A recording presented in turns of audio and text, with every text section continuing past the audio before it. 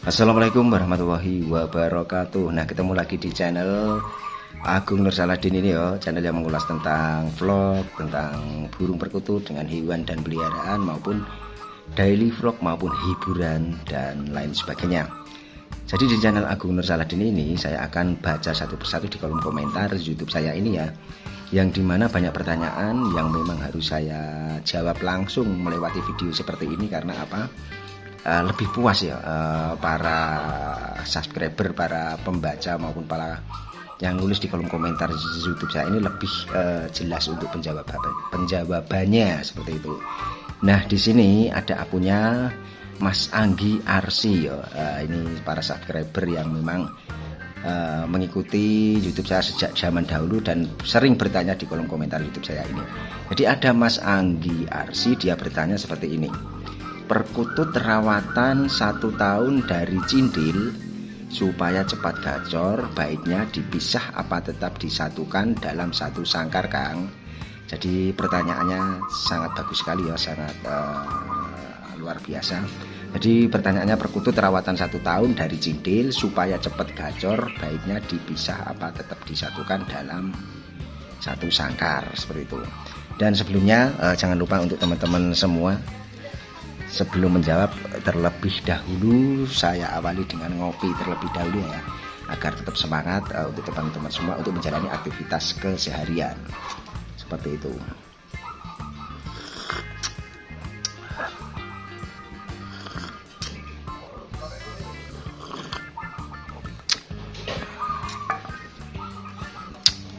Diawali dengan kopi pahit ya.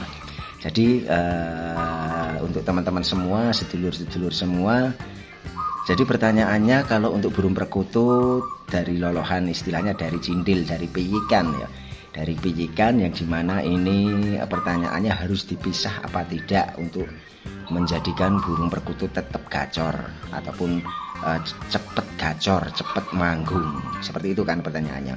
Jadi untuk teman-teman semua, kalau kita meloloh burung perkutut sesuai pengalaman saya pribadi maupun pengalaman teman-teman semua yang sudah di-sharingkan di berbagai komunitas maupun di berbagai apa istilahnya dunia nyata, untuk melolohnya pas waktu kecil itu disatukan saja. Dan untuk cara meloloh semua orang sudah tahu ya, bisa menggunakan kain, bisa menggunakan botol, bisa menggunakan plastik dan lain sebagainya untuk media pembungkus millet, jawawut, otak Jawa, beras merah maupun lain sebagainya. Jadi untuk kalau sudah diloloh, sebaiknya itu ditempatkan yang tempat yang nyaman dan jangan sering-sering dipegang untuk burung perkutut ya. Karena apa? Menurut pengalaman saya pribadi, sering dipegang, apalagi di epek-epek seperti ini, sering dipegang di epek-epek maupun terkadang juga di kain-kain yang memang benar-benar tidak bersih, tidak jarang dibersihkan, burung perkutut itu akan dingkulen. Basa Jawa itu dingkulen ataupun lumpuh di kakinya, kaki kiri maupun kaki kanan.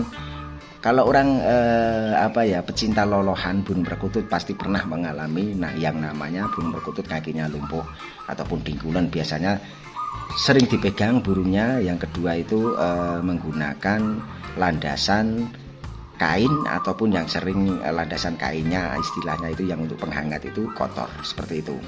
Nah, kalau diusahakan, kalau untuk landasan kain, gunakanlah ranting-ranting kecil ataupun akar-akaran kecil yang supaya untuk dia itu seperti di alam liarnya, ataupun kalau bisa diambil sama sarangnya untuk dia itu istilahnya bersarang di pas waktu kita meloloh.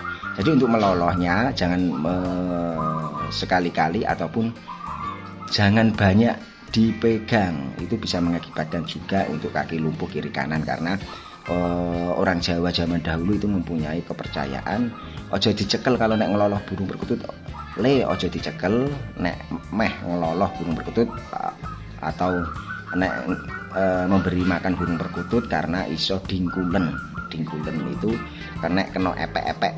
Orang zaman dahulu epek-epek itu kalau orang bahasa Indonesianya epek-epek itu apa? Telapak tangan. Nama orang zaman dahulu orang menyebutnya epek-epek. Nek kena epek-epek ini iso dingkulen. Nah, jadi seperti itu.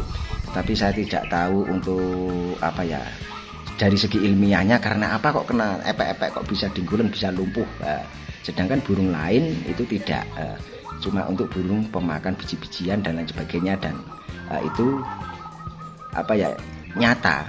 Orang zaman dahulu itu mempunyai ilmu yang nyata ataupun perkataan yang nyata. Setelah saya praktekkan, wah mbak dak iya, dulu saya tidak percaya seperti itu. Tetap saya pegang pas waktu meloloh. Saya meloloh berapa itu, 12 ekor sampai 9 ekor sampai berapa itu, ada 15 ekor juga. Rata-rata kok dingkulen, rata-rata kok lumpuh di kaki. Ternyata memang benar kalau sering dipegang burung lumpuh. Dan tadi pertanyaannya kalau untuk burung perkutut yang sudah lepas loloh itu sebaiknya dipisah ya, dikasih sangkar sendiri untuk Mas Anggi Arsi ataupun teman-teman semua yang mempunyai pengalaman yang sama bisa terapkan. Kalau sudah mandiri, orang menyebutnya itu sudah mandiri, sudah makan sendiri, itu burung perkutut dipisah. Dan jarak burung perkutut dipisah itu bisa dikasih jarak 1 meter ataupun 2 meter, bahkan saling lihat ataupun tidak saling lihat, itu tergantung tempat lokasi kita pas waktu menaruhnya, tergantung tempat masing-masing, senyamannya ya, istilahnya kasih tempat yang senyaman, yang nyaman di mana, yang dia itu rajin manggung di mana. Walaupun untuk lolohan itu cepat manggung, cepat gacor ya, daripada untuk burung perkutut yang ombyokan ataupun hasil tangkapan alam yang hasil pikat dan lain sebagainya. Karena apa? Sifat burung perkutut lolohan itu sudah beradaptasi dari kecil ke manusia, ke diri kita. Jadi lebih cepat jinak, lebih cepat beradaptasi. Jadi lebih cepat manggungnya itu lebih cepat, dan birahinya lebih cepat. Karena apa? Emosi sama birahinya itu terdongkrak dari makanan burung perkutut tersebut. Yang di alamnya tidak ada millet, yang di alamnya tidak ada otek Jawa, jewawut, biji sawi, beras merah, ketan hitam. Di situ kita sudah menyediakan makanan-makanan tersebut dengan komplit, otomatis birahi mudah naik, mudah bekur. Ada juga kan yang dari lolohan, dari cindil sampai usia 3 bulan maupun 4 bulan sudah birahi. Sudah di tangkringan itu gitu loh, gitu. Bahkan tangan kita masuk itu kadang itu dia juga dihinggapi langsung gitu. Nah, itu untuk burung perkutut piye. Nah, itu untuk perawatannya supaya tidak gagal jinak ataupun supaya dari kecil sampai dewasa itu tetap jinak. Kalau sudah mandiri loh, ini perlu digarisbawahi. Kalau masih lolos jangan mudah dipegang. Pertama itu ya. Tetapi kalau sudah mandiri, sudah makan sendiri, kurang lebih usia 1 bulan sampai 2 bulan bahkan 3 bulan itu boleh dipegang. Fungsinya apa? Untuk penjinakan burung perkutut agar supaya tidak gagal jinak, supaya tetap jinak dari kecil sampai dewasa seperti itu. Tetapi kalau kita membiarkan saja, langsung kita gantang di tempat tinggi, otomatis burung perkutut itu akan liar, akan gesit, akan tidak jinak. Jadi paham ya sampai sini ya untuk teman-teman semua. Jadi urutannya habis meloloh dari cindil ataupun dari alam kita menangkap ataupun dari peternakan, kita loloh, jangan menggunakan tangan, kita loloh saja, biar di bawah tersebut kita lolos. Setelah mandiri sudah makan sendiri, kita pisah di sangkar sendiri-sendiri, mau sangkar besar ataupun sangkar kecil, dan kita istilahnya gantang yang tempat rendah. Seperti di belakang saya ini burung perkutut muda juga. Fungsinya untuk supaya tidak gagal jinak, tetap supaya jinak dari kecil seperti itu ya. Dan supaya terbiasa dengan lalu lalang orang di sekitar. Seperti itu. Setelah itu untuk penjemuran itu sebentar saja. Kiranya kita keluarkan di pagi hari sekitar jam 10 sudah dimasukkan ataupun diteduhkan, diangin-anginkan dan biar terbiasa dengan istilahnya cuaca di panas, terik sinar matahari, dan baik untuk pertumbuhan burung perkutut piye pas waktu penjemuran di pagi hari sekitar jam 6, jam 7 itu lebih bagus karena sinar matahari, vitamin D-nya lebih banyak seperti itu. Dan ada juga pertanyaan yang seperti ini, Mas, apakah boleh dicampur dengan burung perkutut tua untuk burung perkutut yang muda? Boleh-boleh saja. Karena apa? Untuk melatih mental dalam jangka waktu panjang. Pertama, burung perkutut itu memang tidak bunyi, tetapi untuk jangka waktu panjang itu mentalnya akan terbentuk dengan sendirinya karena sudah terbiasa dengan usia sepuh, terbiasa bersandingan dengan perkutut yang usianya tua, terbiasa dengan burung perkutut yang usianya sudah sepuh, seperti itu. Paham ya sampai sini ya? Jadi untuk teman-teman semua boleh disandingkan dengan perkutut yang lebih tua. Awalnya tidak bunyi, tapi lama-kelamaan dalam jangka waktu panjang mental di burung perkutut tersebut itu akan terdidik dengan sendirinya, sehingga burung perkutut itu kalau untuk dijadikan untuk burung perkutut lomba, otomatis mentalnya dari kecil, dari anakan sudah terbentuk seperti itu. Tetapi kalau untuk diinginkan kita untuk didengarkan sehari-hari, bisa dijauhkan dari burung perkutut yang lebih tua seperti itu. Paham ya sampai sini ya? Jadi terima kasih yang sudah bertanya. Ini ada akunnya Mas Anggi Arsi yang sudah bertanya, cukup bagus pertanyaannya, dan mudah-mudahan pertanyaan-pertanyaan itu selalu dilontarkan di kolom komentar YouTube saya. Ini saya semakin banyak pertanyaan, saya semakin senang. Beberapa pertanyaan yang mungkin bisa saya jawab di video kali ini, dan mudah-mudahan bisa saya buatkan video seperti ini untuk pertanyaan-pertanyaan teman-teman semua.